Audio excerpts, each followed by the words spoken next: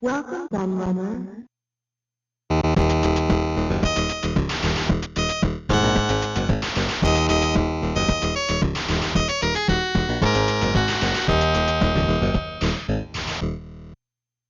Back in August 2022, I did a video looking at 5 failed consoles that never made it out of Japan.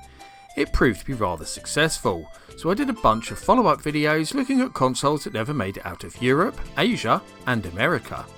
But back when I made that first video, I had to make some hard choices over what consoles I was going to include.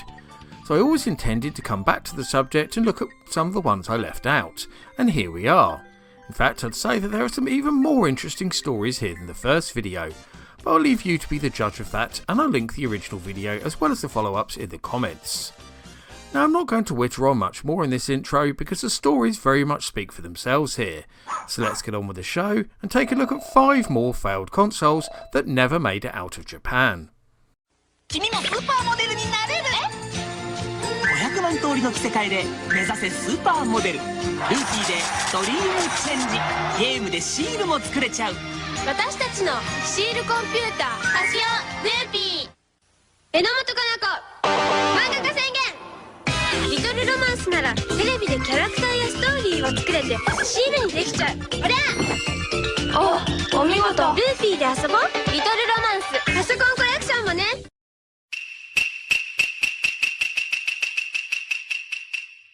I have to start the video with this one because I really wanted to include it in my first video but ran out of space and ended up cutting it. I don't think there has ever been a console that is better named than the Loopy, because that's what Casio were to think this console would succeed. Released in October 1995, just in time for Christmas, the Loopy was marketed as a console designed for girls, who still made up a pretty small portion of the home console demographic. Gaming was still very much seen as a thing for boys, especially in a more traditional country like Japan. The console is powered by a Hitachi SH7021 Super H 32-bit RISC CPU running at 16MHz and had 1MB of RAM, 2MB of ROM and was capable of displaying 512 colour graphics and playing 4-channel PCM stereo sound. It came equipped with just one controller port that could be used to connect a joypad or an optional mouse, but by far the most interesting feature of the hardware design was the built-in thermal colour printer. This could be used to create stickers from game screenshots or print designs made in the various fashion-focused software packages. There was also an optional accessory called the Magical Shop, which was a video capture device that could grab stills from VCRs and DVD players. Users could then add text to these images and make stickers, small posters, or create unique designs using the included software. Just 11 titles were released for the Casio Loopy, including joyous sounding games like I Want a Room in Loopy Town, Bow Wow Puppy Love Story, and Hari Hari Seal Paradise. Fashion, anime and dating themes very much dominated these releases, with no traditional arcade games ever making it to the console. With the Sony PlayStation, Sega Saturn and Nintendo 64 all on the market at this time, Casio always faced an uphill battle. But the Loopy sold even worse than people thought it would, with less than 25,000 units sold during its lifetime, and software support being discontinued just a year after its release. However, Casio still had so many units in their inventory that they continued to sell it well into 1998, albeit at a very discounted price.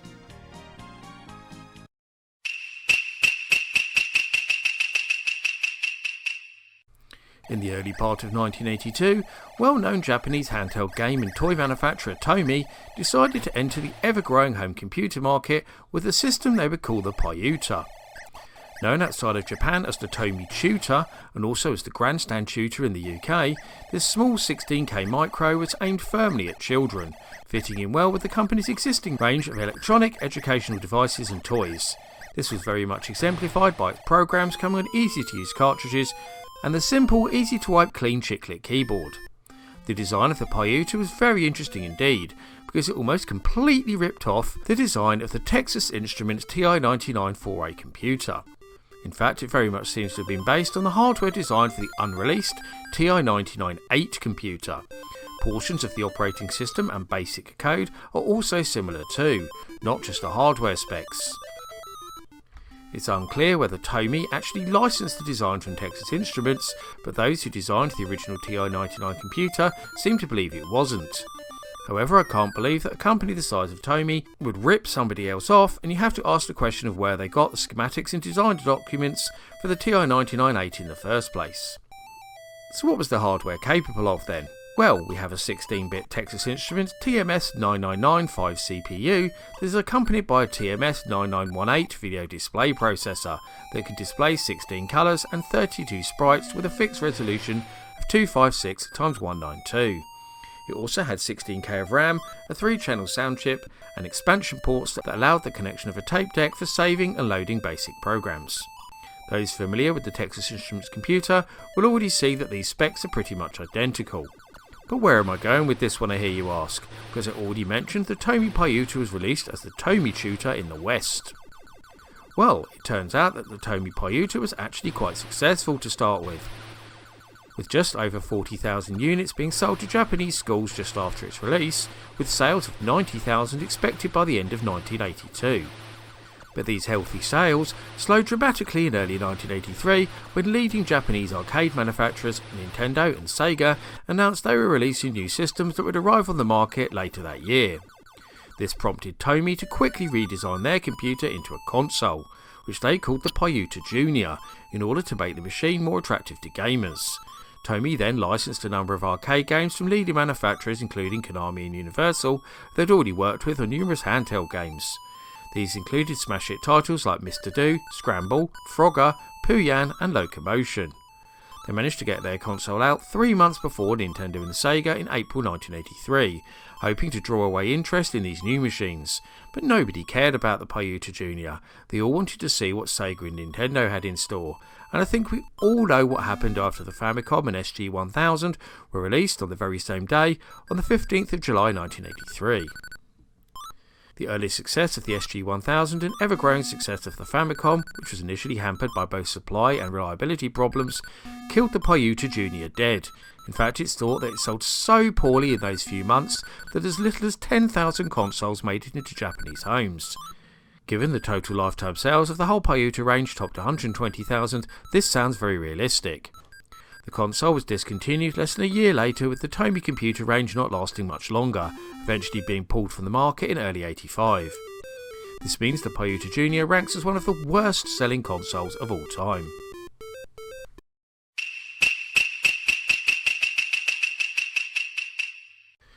It's fair to say that Bandai had their fair share of console failures over the years. In fact, it makes you wonder why they kept on trying. OK, their earliest venture, the TV Jack, basically just a range of Pong variants, saw reasonable success, but after that things just got worse and worse. Their first proper home console, the Supervision 8000, was hindered by its bizarre design, that meant a processor had to be put in every single cartridge.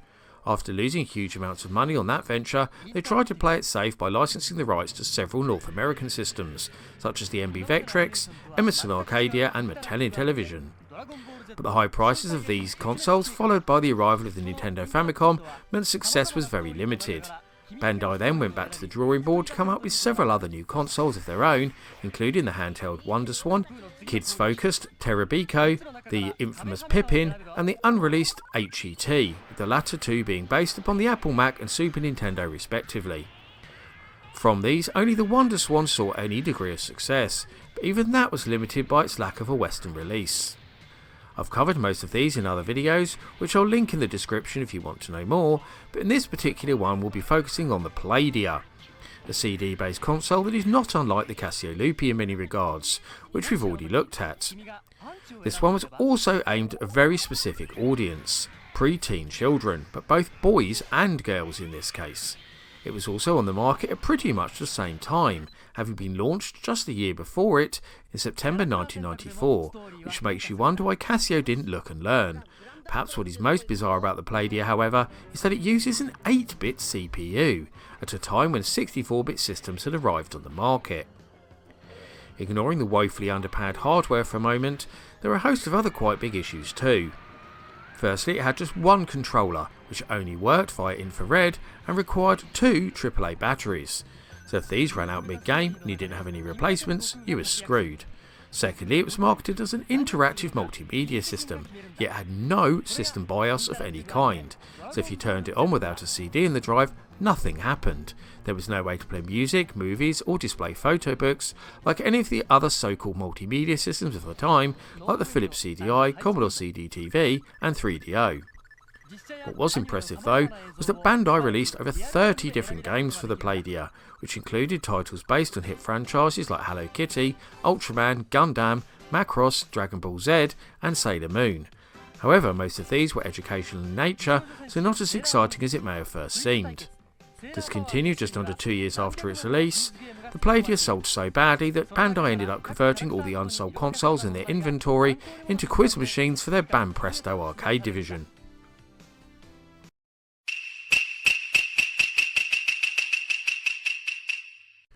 Released in February 1993, the Marty was of course a consolised version of the popular Japanese FM Towns computer that had hit the market some 4 years earlier. The concept of the Marty was actually pretty sound. Fujitsu already had the technology to launch the world's first 32-bit console, already had plenty of games to support it, and already had a captive audience who they hoped would rush out to purchase it. However, things didn't turn out quite like Fujitsu expected, as we'll find out shortly. As a legacy of being based on the existing FM Towns computer, the Marty retains backwards compatibility with it, as well as having its own specific games. What makes this feature particularly interesting, however, is that the Marty includes both a CD-ROM and disk drive in its sleek case. No other consolised computer did something like this. You could also hook up various peripherals like a keyboard and mouse too, much like the Atari XE game system, meaning it could be turned into a fully blown home computer.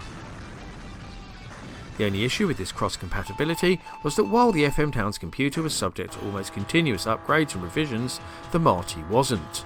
So many later games designed for the home PC wouldn't actually work on the console version, and it wasn't always clear what games would and what games wouldn't, as system requirements weren't always clearly listed on the box.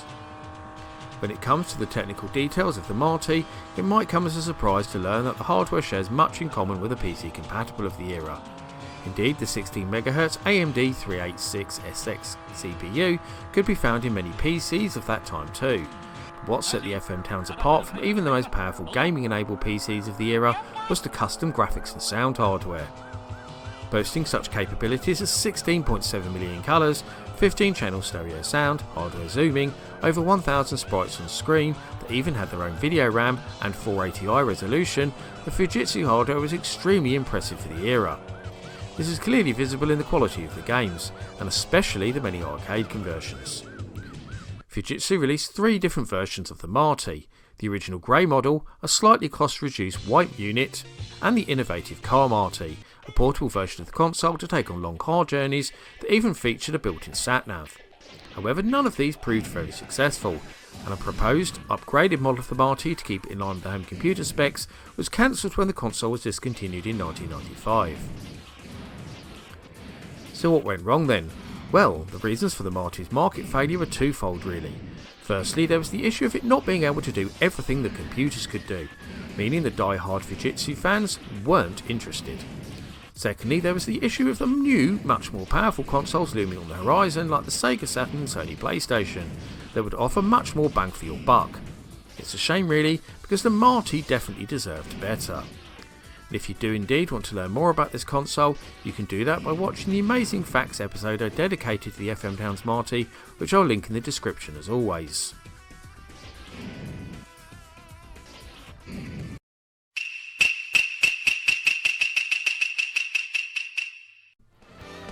I concluded the first failed Japan video by looking at the NEC Super Graphics, regarded by many as the biggest console failure of all time.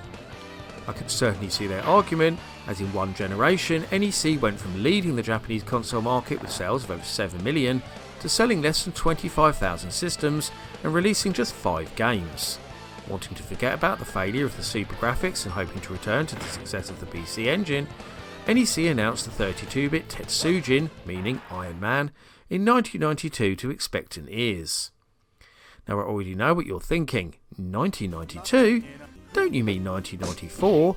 And no, I definitely mean 1992, because that was when the console that eventually became the PCFX was supposed to come out. Yep, you heard that right, the new 32-bit NEC console was 2 years late. This fact still staggers me, and once you understand that fact, you can already understand why the console failed to take the Japanese market by storm. And I know what you're now thinking, how on earth did this happen? Well, let's look at what caused this delay in a bit more detail.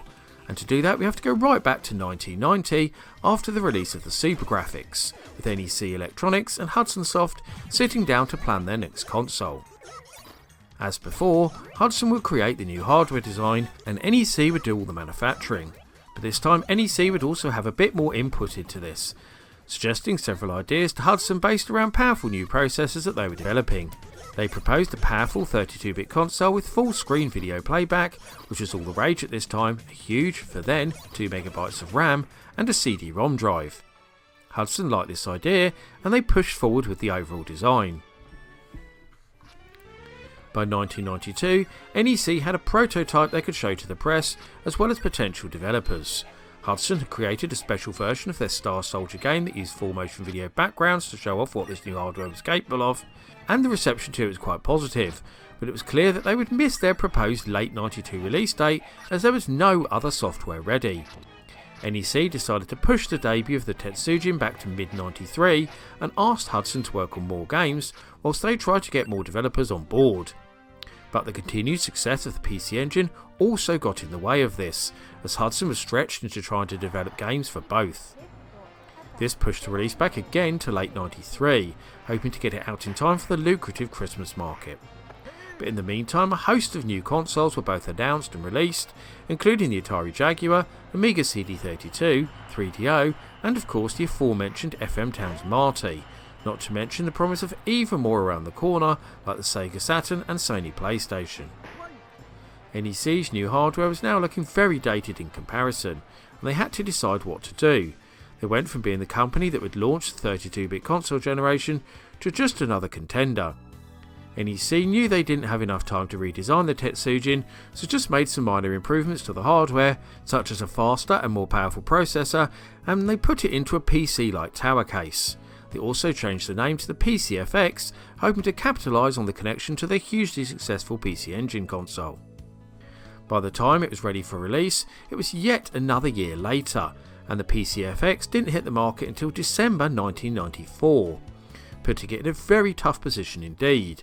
The machine was ridiculed by the Japanese press of the time, with many comparisons made to the Sony PlayStation and Sega Saturn on a hardware level, and widespread criticism of its full motion video focused games, which had fallen out of fashion by then. NEC had already cancelled the planned Western release of the console, knowing it could never compete, and decided to make the system as Japan-centric as possible, hoping to form a nice niche. As it turned out, this niche would end up being soft porn, with hentai games proving to be the console's biggest draw, not what Hudson Soft had intended at all, causing them to break off their relationship with NEC. Though it's still very much considered as a failure, it did somehow manage to sell 400,000 units off the back of this, had over 60 games released for it, and managed to stay on the market for nearly 4 years, not being officially discontinued until April 1998. It would prove to be NEC's last console, and a sad end to a very interesting legacy.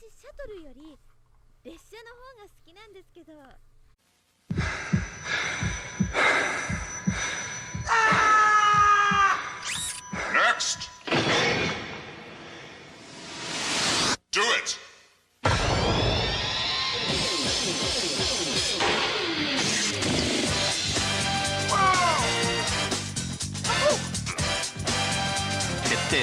フルアニメーションゲームマシン PCFX. The game is FX.